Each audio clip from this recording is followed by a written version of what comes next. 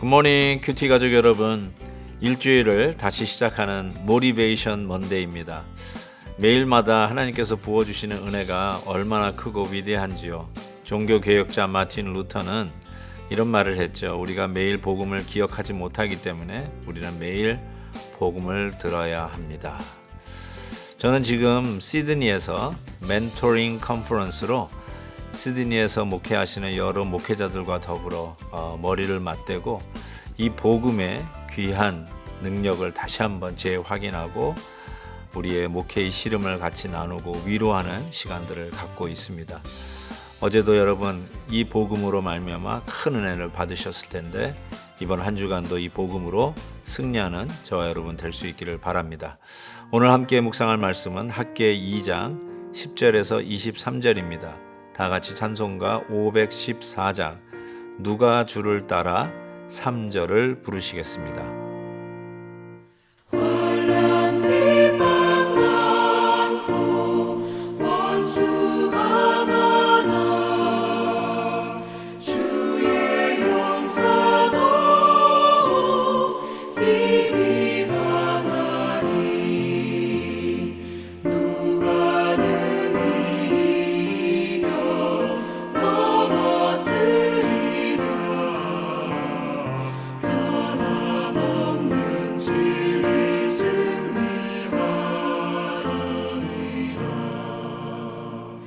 기쁜 찬송하며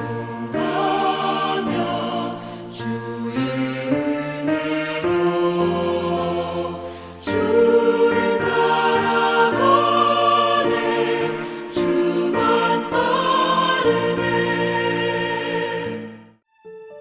다리오 왕 제2년 9째 달 24일에 여호와의 말씀이 선지자 학개에게 임하니라. 이르시되 만군의 여호와가 말하노니 너는 제사장에게 율법에 대하여 물어 이르기를 사람이 옷자락에 거룩한 고기를 쌌는데 그 옷자락이 만일 떡에나 국에나 포도주에나 기름에나 다른 음식물에 닿았으면 그것이 성물이 되겠느냐 하라. 학개가 물음에 제사장들이 대답하여 이르되 아니니라 하는지라. 학개가 이르되 시체를 만져서 부정하여진 자가 만일 그것들 가운데 하나를 만지면 그것이 부정하겠느냐 하니 제사장들이 대답하여 이르되 부정하리라 하더라. 이에 학개가 대답하여 이르되 여호와의 말씀에 내 앞에서 이 백성이 그러하고 이 나라가 그러하고 그들의 손에 모든 일도 그러하고 그들이 거기에서 드리는 것도 부정하니라. 이제 원하건대 너희는 오늘부터 이전 곧 여호와의 전에 돌이 돌 위에 놓이지 아니하였던 때를 기억하라. 그때에는 20고르 곡식 더미에 이른즉 10고르뿐이었고 포도즙 틀에 50고르를 기르러 이른즉 20고르뿐이었었느니라. 만군의 여호와가 말하노라. 내가 너희 손으로 지은 모든 일에 곡식을 마르게 하는 재앙과 깐부기 재앙과 우박으로 쳤으나 너희가 내게로 돌이키지 아니하였느니라. 너희는 오늘 이전을 기억하라. 9째 달 24일 곧 여호와의 성전 지대를 쌓던 날부터 기억하여 보라. 곡식 종자가 아직도 창고에 있느냐? 포도나무, 무화과나무, 석류나무, 감람나무에 열매가 맺지 못하였느니라. 그러나 오늘부터는 내가 너희에게 복을 주리라. 그달 24일에 여호와의 말씀이 다시 학개에게 임하니라. 이르시되 너는 유다 총독 스룹바벨에게 말하여 이르라. 내가 하늘과 땅을 진동시킬 것이요 여러 왕국들의 보좌를 엎을 것이요 여러 나라의 세력을 멸할 것이요 그 병거들과 그 탄자를 엎드려뜨리리니 말과 그 탄자가 각각 그의 동료의 칼에 엎드려지리라. 만군의 여호와가 말하노라. 스알디엘의 아들 내 종 스룹바벨아, 여호와가 말하노라. 그날에 내가 너를 세우고 너를 인장으로 삼으리니 이는 내가 너를 택하였음이니라. 만군의 여호와의 말이니라 하시니라. 은혜와 죄악 중에 어떤 것이 더 파급력이 클까라고 제가 여쭤본다면 여러분 뭐라고 대답을 하시겠습니까?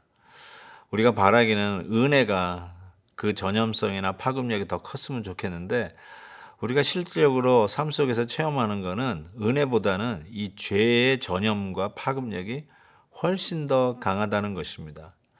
오늘 말씀은 그러한 맥락에서 이해할 수 있을 것 같습니다. 뭐라고 말씀을 하시냐면 옷자락에 거룩한 고기를 쌌는데 그 말은 이 제물을 드리는 구별된 거룩한 이 제물을 옷자락에 쌌다면 그 옷자락은 거룩한 것이겠죠. 그런데 그 옷자락에 만약 떡에나 국에나 포도주에나 기름에나 다른 음식물을 닿는다면 그 닿은 그 물건들이 성물, 거룩하게 되겠느냐라고 질문하는데 그렇지 않다는 것이죠. 그런데 반면에 학개가 제사장들에게 이렇게 또 묻습니다. 시체를 만지면 부정하게 되죠. 그런데 이 부정하게 된 사람이 만지는 모든 것은 어떻게 되느냐? 역시 부정하게 된다는 거예요. 우리가 주일 예배를 드리고 여러 사람을 만나면 만나는 사람마다 다 거룩해지면 얼마나 좋겠습니까? 그런데 그것보다 이미 죄악 가운데 있는 자가 돌아다니면서 만나고 악수하고 이야기하고 이러면서 이 죄악을 품은 자가 수많은 사람들에게 죄를 감염시키는 이러한 파급력이 나타난다는 것이죠. 참 그 얘기를 지금 하고 있으면서 우리가 행하는 일에 진심된 믿음으로 행하지 않으면 우리는 죄를 번지게 하는 일에 에이전시가 될 수밖에 없는 것을 다시 한번 각성하게 합니다. 사랑하는 우리 큐티 가족 여러분, 과유불급이라고 하는 것이 있죠. 우리가 좋은 것을 나누기 위해서 많이 나눈다고는 하지만 때로는 너무 지나쳐서 자랑이 될 때도 있고 듣는 사람으로 하여금 얼굴을 찌푸리게 할 수도 있고요.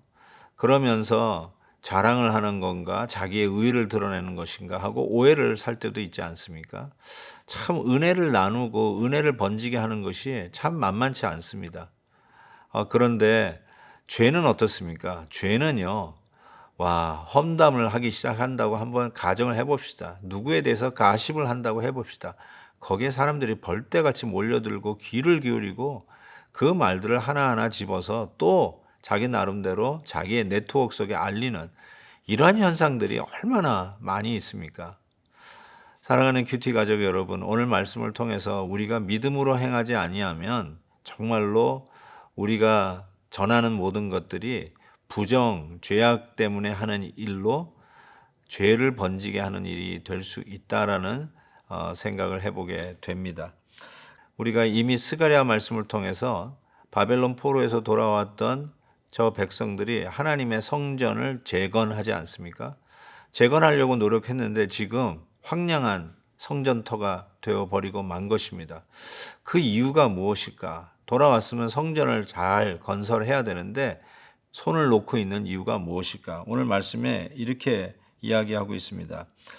17절 만군의 여호와가 말하노라 내가 너희 손으로 지은 모든 일에 곡식을 마르게 하는 재앙과 깐부기 재앙과 우박으로 쳤다라고 했습니다. 재앙이 온 거예요. 재난이 온 겁니다. 가뭄이 온 거예요. 하나님의 성전을 짓는데 갑자기 어려움이 온 거예요. 그 이유가 뭔가 봤더니 너희가 내게로 돌이키지 아니하였다. 즉 성전을 지으면서도 믿음으로 하지 아니하고 불평 불만 속에 왜 내가 해야 돼? 왜 우리가 돌아와서 살기도 바쁘고 먹고 살기 바쁜데 왜 하나님의 성전을 지어야 돼? 아마 불평 불만했겠죠. 저들의 죄악 가운데 하는 일을 깨닫게 하기 위해서 하나님께서 이와 같이 기근 재난을 주셨는데도 저희들이 돌이키지 아니하였기에 하나님의 성전 재건이 지연되고 있음을 하나님은 지적하고 있는 것이죠. 참 그러한 절망감 가운데 하나님께서 오늘 우리에게 주시는 말씀이 수룹바벨을 통해서 이 일들을 이루어 갈 것을 약속하고 계십니다. 마지막 23절 후반절에 보면 그날에 내가 너를 세우고 너를 인장으로 삼으리니 이는 내가 너를 택하였음이니라 라고 말씀하고 있습니다. 인장, 시그넷 링이라고 하죠. 왕이 차고 있는 반지를 의미한다고 생각할 수 있는데 이 계보를 물리기 위해서 이 링을 빼서 전달해 주면 되겠죠.